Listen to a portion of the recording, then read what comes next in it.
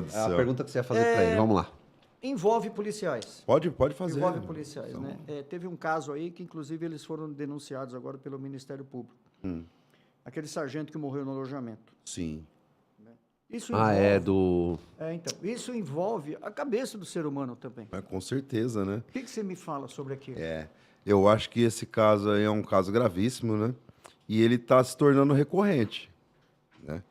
Porque nós temos outros tipos de ocorrência em que a gente estava falando ali do caso anterior, do pai lá que cometeu aquele atentado contra os filhos, mas pouco se fala que aqui no estado de São Paulo, alguns policiais militares, recentemente, cometeram a mesma situação.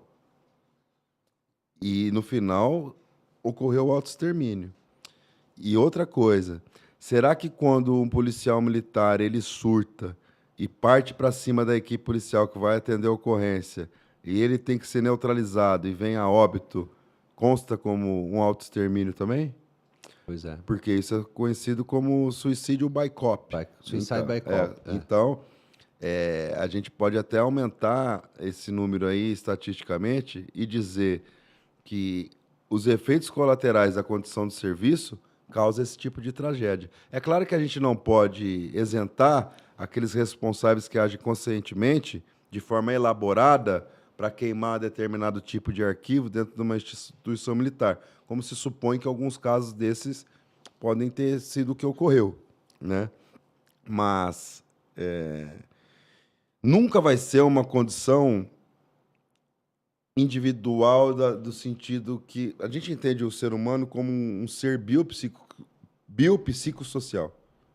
Então, há um conjunto de fatores dentro daquela história, dentro daquela condição do organismo, que leva determinado indivíduo a tomar certo tipo de atitude. No ambiente que a gente está, como policiais militares, que é completamente atípico de todas as demais sociedades, né?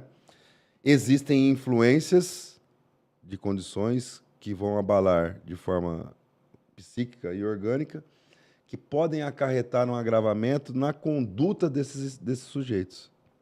Então, de certa forma, a nossa estrutura, mais, sobretudo do que as outras instituições, ela depende de um cuidado, de um recurso, de uma promoção de saúde, de uma identificação de determinadas alterações e inadequações e que isso seja tomado algum tipo de providência, para que possamos, talvez, evitar um número de tragédias como essa. Então, não é uma questão simples, né? Quando a gente envolve a psicologia na análise de uma tragédia dessa, cara, depende de um estudo que vai se ramificando, de um conjunto multifatorial, multidisciplinar e interdisciplinar para entender, né? A gente acaba tendo ali um julgamento com base, às vezes, na moral, na ética ou no ordenamento jurídico e define só como certo ou errado. Ok, são outras áreas de conhecimento, são parte da sociedade. Quando a gente chama para a psicologia, a coisa fica um tanto mais complexa, porque nós não vamos chegar a um julgamento se está certo ou errado, do porquê, quando, como, em quais condições, poderia ser evitado, não, sim. Então, não existe uma fórmula linear quando a gente vai falar de psicologia. 1 mais 1 é 3. Na psicologia, 1 mais 1 tem conta para cá, para lá, influências e variáveis e condições que, muitas das vezes, elas podem ser imensuráveis no seu conjunto total.